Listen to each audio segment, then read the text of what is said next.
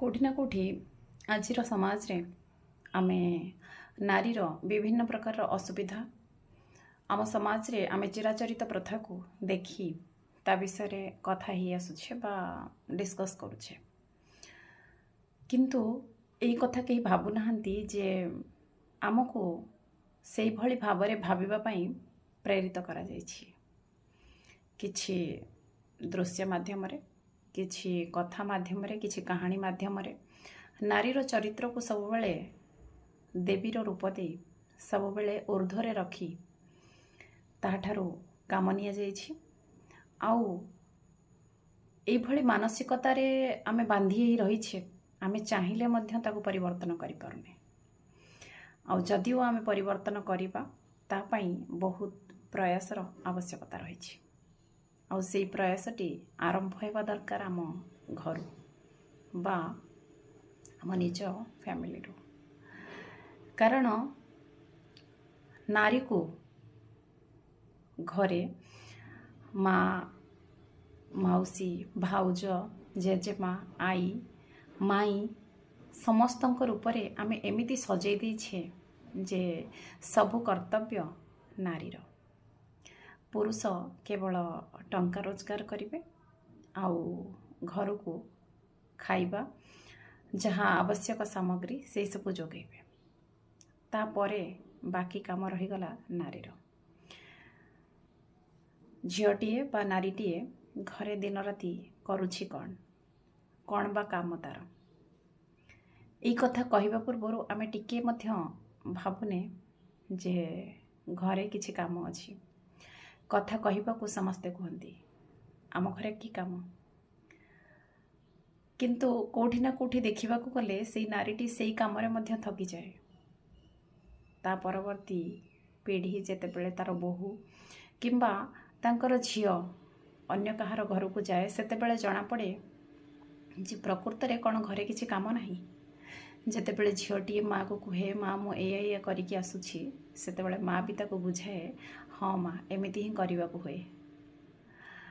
क्योंठी ना क्योंठी चलचित्र माध्यम रे गल्प कहानी माध्यम रे समस्त को देखी निजर जीवन शैली विषय बुझी झीटी बुझी जाए जे समाज रो चित्र ही एया तेणुकरी मोर हुए तो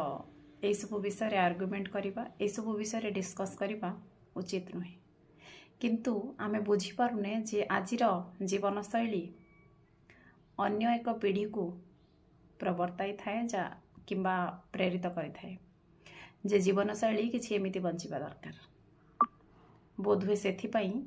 आज किछि कांसरे झियो माने विद्रोहर शिकार होउछंती बा सेमानक मनरे क्वेश्चन आराइज होउछि जे काहेकि कारण आजिकाली झियो पिला से माने दुईटी जाक काम को समान रूप रे करुछंती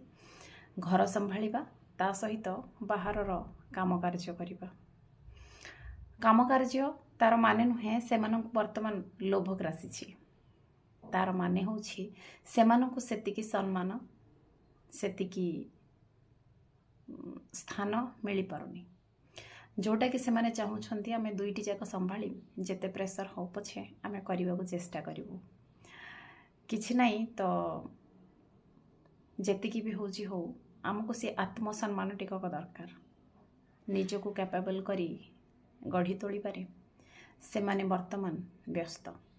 आमे केवल घरे ही सीमित न रही आमे बाहर को भी जीवो आउ एहार एक मुख्य कारण होउछि ताकू नेग्लेक्ट करिबा